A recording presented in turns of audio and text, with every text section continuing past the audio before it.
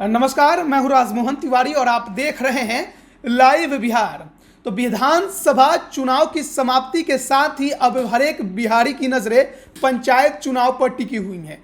पंचायत चुनाव इसी वर्ष और बहुत जल्द होना है, लेकिन इसमें थोड़ी देरी हो रही है क्योंकि ईवीएम के उठा पटक की वजह से मामला जब कोर्ट में पहुंच चुका है, तो ऐसे में इस कारण से चुनाव की तारीखों का ऐलान में थोड़ी देरी होती नजर आ रही है। लेकिन इसकी तैयारियां जोरों शोरों से राज्य निर्वाचन आयोग कर रहा है। साथ ही पंचायती राज विभाग भी समय समय पर नया फरमान जारी करता आ रहा है।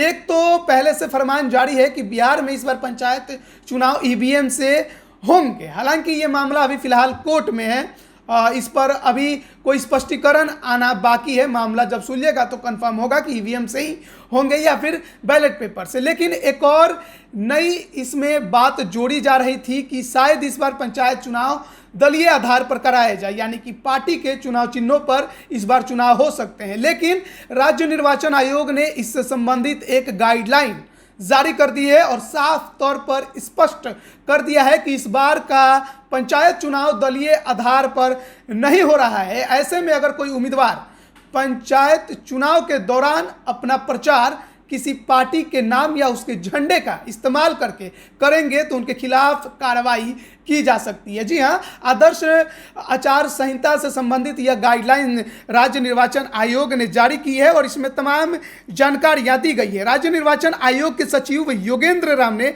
यह गाइडलाइन जारी किया है।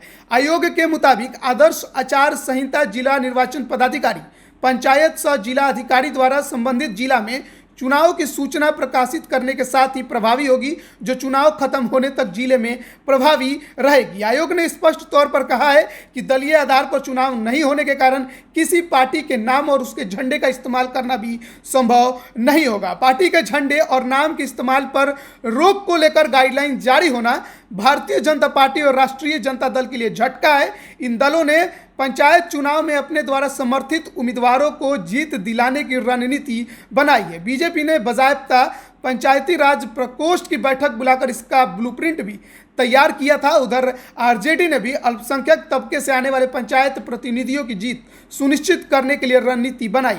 लेकिन अब राज्य निर्वाचन आयोग की गाइडलाइन के बाद पार्टी स्तर पर कैसे उम्मीदवारों को मदद दी जाएगी, इसे लेकर पेच फंस गया है। जाहिर है, बीजेपी हो या आरजेडी, उन्हें छिप छिपा कर ही अपने उम्मीदवारों को समर्थन करना होगा।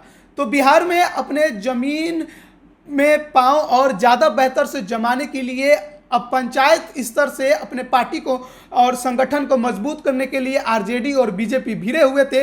लेकिन दलीय आधार पर अब राज्य निर्वाचन आयोग ने स्पष्ट कर दिया कि चुनाव नहीं होंगे। ऐसे में अब पार्टी खुले तौर पर किसी भी उम्मीदवार को समर्थन देते नजर नहीं आ सकते हैं। छुप छुपा कर ही उन्हें अब समर्थन देना होगा। आप गाइडलाइन भी अपनी स्क्रीन पर देख सकते हैं, जिसमें साफ तौर पर भाग 2 जो कि उम्मीदवारों के लिए बनाया गया है, इसमें 16 नंबर जो बताया गया है बिंदु, उसमें साफ तौर पर लिखा गया है कि चूंकि वर्तमान चुनाव दलगत आधार पर नहीं होना है, इसलिए किसी भी राजनीतिक दल के नाम पर या दल के झंडे की आड़ में चुनाव प्रचार नहीं होना चाहिए। हालांकि इसके अलावा अन्य भी कई जरूरी बातें इसमें जिक्र किए गए हैं। 19 बातें हैं जो उम्मीदवारों के लिए रखे गए हैं। और अक्सर हम ये भी देखते हैं कि उम्मीदवार चुनाव के दिन मतदान केंद्र तक ले जाने के लिए मतदाताओं को अपनी गाड़ी का इस्तेमाल करने के देते हैं। इसमें भी गाइडलाइन जो जारी किया गया है, बताया गया है।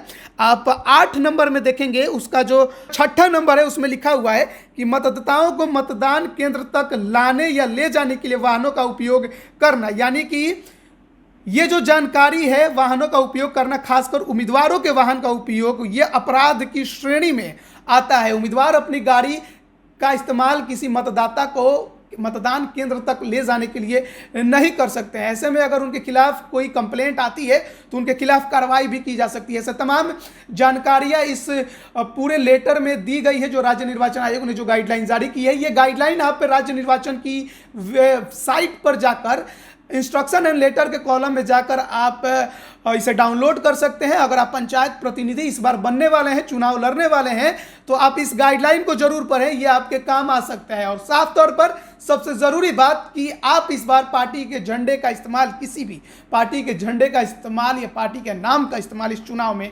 पंचायत चुनाव में नहीं कर सकते। हालांकि पंचायत चुनाव से संबंधित तमाम गाइडलाइनें तो आ रही हैं, लेकिन तारीखों का ऐलान का इंतजार पंचायत उम्मीदवार कर रहे हैं। अब देखना है कि कब तक ईवीएम का मामला कोर्ट में सलटता है और उसके बाद पंचायत की तारीख को, चुनाव की तारीखों का ऐलान कब तक होता है। तो ज़्यादा दिन दूर नहीं है जब बिहार में पंचायत चुनाव आपको देखने को मिलेंगे, प्रचार प्रसार शुरू होते नजर आएंगे। ऐसे में तमाम अपडेट लाइव बिहार आप तक पहुंचाता रहता है। आप बने रहिए लाइव बिहार के साथ। आपका बहुत बहुत धन्यवाद। लाइव बिहार यूट्यूब पर सब्सक्राइब और फेसबुक पर लाइक जरूर करें।